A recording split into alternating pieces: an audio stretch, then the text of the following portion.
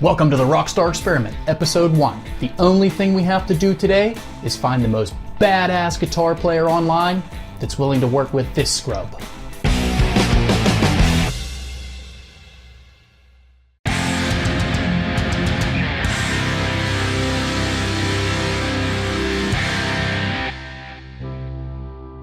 I've been looking around online quite a bit and I've found literally dozens of guitar players that are willing to help me out on this project. But here's the thing, not all guitar players are created equal. I mean, they don't have to be the best guitar player on the earth, they just have to be able to create guitar tracks that I think I could add something really great to. So the first step, I bought sample guitar riffs on a website called soundation.com. You can buy guitar packages full of guitar loops and guitar riffs that you can just copy and paste to make songs. They don't really sound good when you do that, but they at least gave me a starting point to find riffs that I thought sounded really cool. And my style of drumming is definitely kind of rock and roll. Nothing too heavy, but I don't really like playing really simple stuff either, so I wanted to do something kind of late 80s, early 90s rock and roll, kind of like Guns N' Roses. So that was what I had in my mind, for this first song at least. So I bought sample guitar riffs.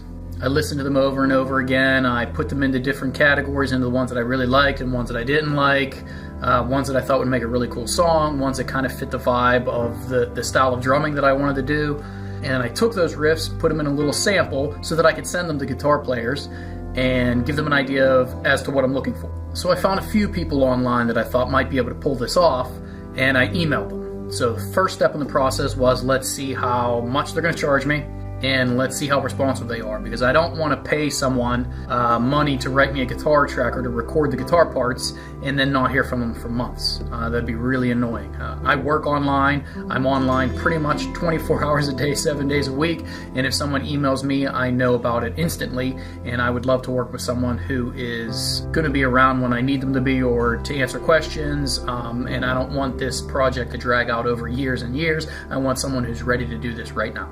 So the very first guitar player I found, I was really excited. I sent them the example tracks, and he said, absolutely, I'll charge you X amount, which was very little, and I'll get right on it right away. This will be great. He got back to me within a day and sent a couple of samples, and I was freaking pumped. They were incredible. They were awesome. But then I never heard from him again. I don't know if he fell off the planet or what happened, but he was really responsive and then he just stopped. So I don't know if I'm going to try to get my money back from him or just sit around and wait, and maybe next year I'll get a decent track out of it. We'll see. So I kind of lost a little bit of interest and I kind of lost a little bit of steam, and I thought, man, maybe this is going to be a little bit harder than I thought it was going to be. And then I found it.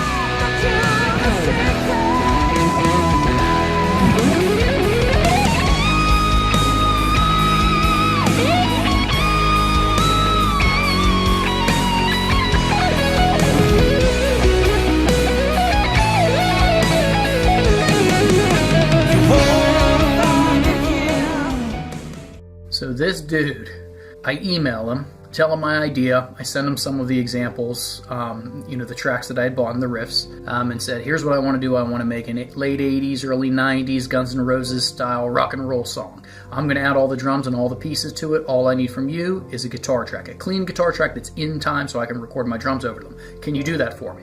And he said, absolutely. He was completely thrilled, and he said he would do it for $5.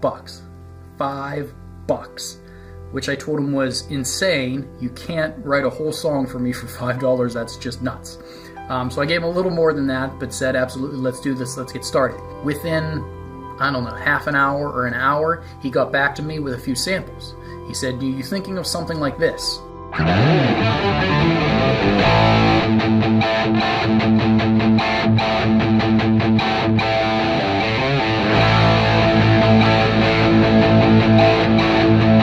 Am I thinking of something like this? It was incredible. It was awesome. I was completely pumped. It was exactly what I was looking for. It was exactly what I wanted to drum to, and it is perfect. Well, according to me. And no lie, within probably 2 or 3 hours, he got back to me with a message saying, hey, your track's done. I was like, are you kidding me? 2 or 3 hours. I just met this guy. He's from Switzerland, and his name's Matt P. He's got a YouTube channel, so I say we bombard him with subscribers. So please take a look at his channel in the description. Go check him out. He's awesome. Matt P is my hero. He gave me a few versions of the song, one with a click track, one is an MP3 and one is a wave. He even added a little bit of solos in there, and it just sounded amazing. I was super freaking pumped to play along with it and to write a drum part and to find a singer for it and find a bass player for it and produce it and give it to everybody.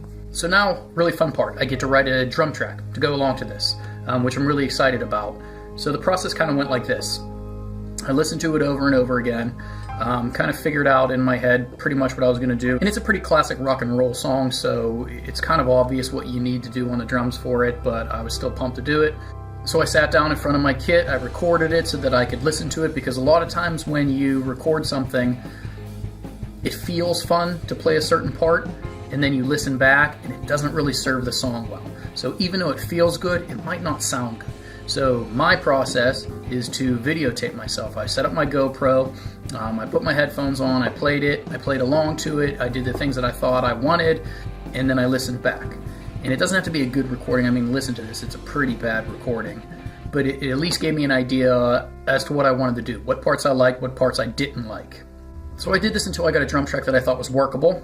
And once I'm finalized on exactly what I want to do and I know how to do it and I can one take it every time, I'm going to take it to the studio and make it sound as good as it can be with me drumming. So I kept watching my video and figuring out the parts that I didn't like, and there's definitely a few things in there that I wanted to tweak, and then I would just re-record, try 3 or 4 different things and watch it and listen to it and try to figure out a drum part that I like and that I thought was fun to play, which was kind of important for me. Even though I might not be playing this song ever, I might just release it and set it out on YouTube or whatever. It's still important to me to be fun to play, or what's the use? So I'm trying to find that balance between fun to play and it sounds good and it serves the song well. And I've already found a few bass players that can certainly handle the bass parts. I think the really tricky part is going to be vocals, finding a vocalist. And I've already started looking pretty hard, actually. I've been talking to a lot of people. I've been listening to a lot of samples, and hopefully we can find someone badass, because the guitar parts are awesome, the drum parts. I'm going to go to my buddy's studio and I'll take you guys along with me so you can see that. That'll be exciting. Maybe that'll be an episode 2, but he'll make the drum sound incredible. You know, I could fart under the snare drum and he would make it sound like a brilliant drum track. So get ready for that. That's going to be awesome. So the guitars are going to be awesome. They're already awesome. The drums will be fine, and if I can find a singer to knock this out of the park, then I think we're going to have something pretty awesome. Hey guys, thanks again for watching. I'm really excited about what happens in the next episode, so please make sure that you're subscribed and you have notifications turned on. Let's see how far we can take this thing.